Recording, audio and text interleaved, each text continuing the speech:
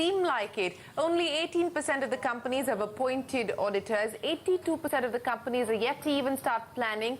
That's the crucial findings of a survey conducted by Grant Thornton and Prime Database. Joining us now to discuss the highlights of that survey is Vishesh Chandiok of Grant Thornton. Vishesh, how do you explain this abysmal reaction to the fact that this is mandatory? How do you explain this?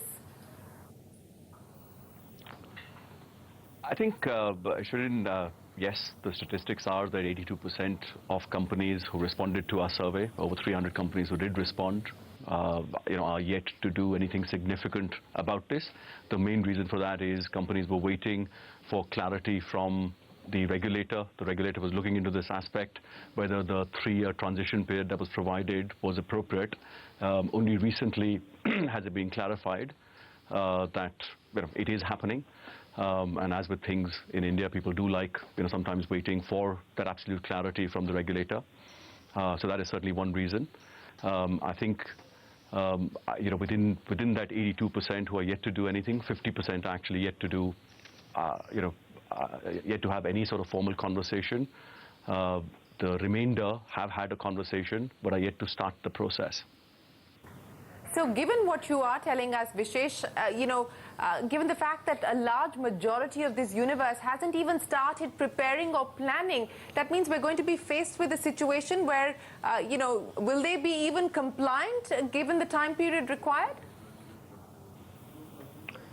I don't think compliance is going to be an issue. Certainly, big companies, groups particularly, have started.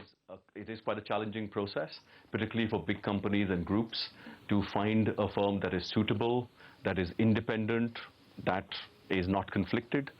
So I don't see, India Inc. missing the deadline, so to speak.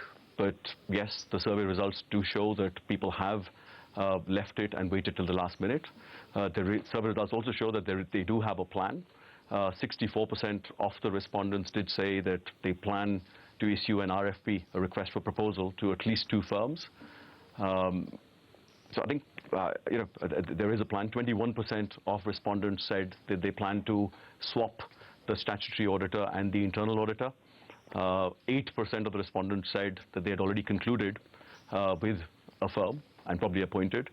And 7% of the respondents said that they were trying out potential new auditors in different capacities, either at the subsidiary level or for some non-audit service, hopefully permitted non-audit service, to get to know the firm.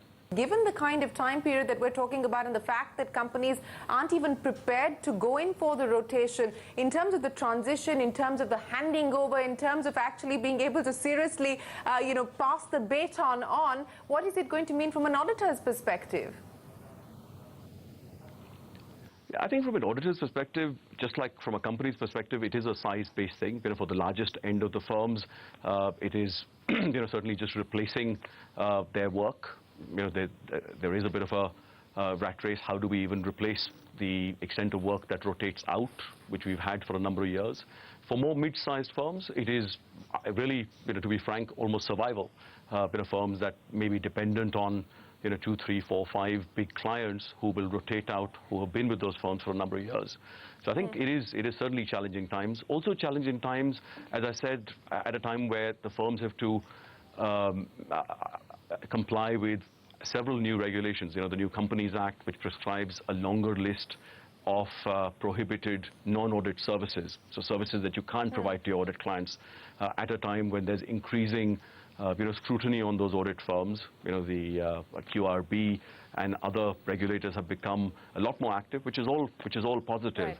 So I think at the time, certainly for the firms, it does mean diverting attention from a focus on quality to just survival, replacing work, winning work. There's no question about that.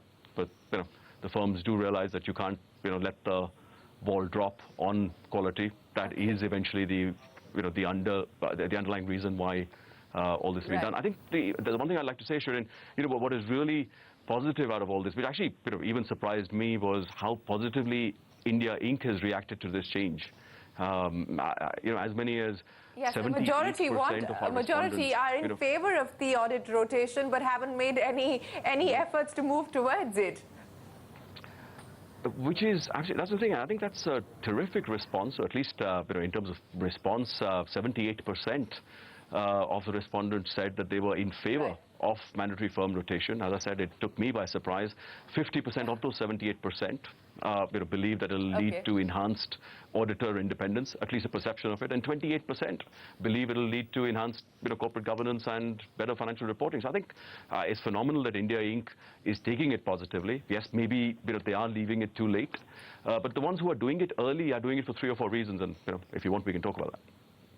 Unfortunately, we're out of time, Vishesh, but appreciate you stopping by here and taking us through the findings of your survey. India Inc. positive about audit rotation, but now need to take it seriously is the highlight from the Grant Thornton survey. Appreciate your time here on CNBC TV.